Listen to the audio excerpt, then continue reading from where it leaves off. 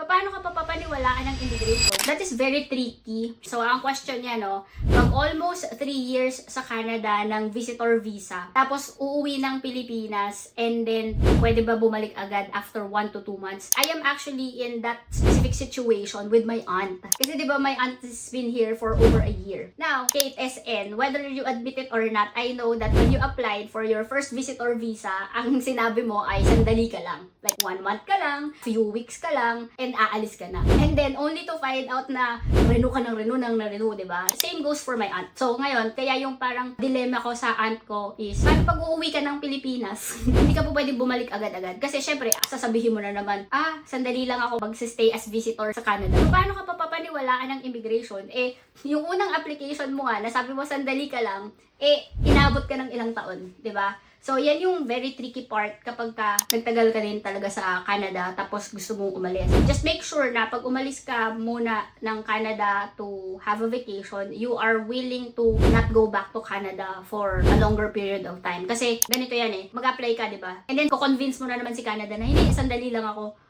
hindi ako magtatagal. Pero, paano siya maniniwala? Yung previous application mo, it took you years na nagstay ka as visitor visa. So, ngayon, chances are, you will be refused. Diba? Kasi, hindi sila maniniwala na you will leave upon intended stay. So, kaya sinasabi ko, dapat okay lang sa'yo or ready ka na hindi ka babalik ng Canada for a longer period of time.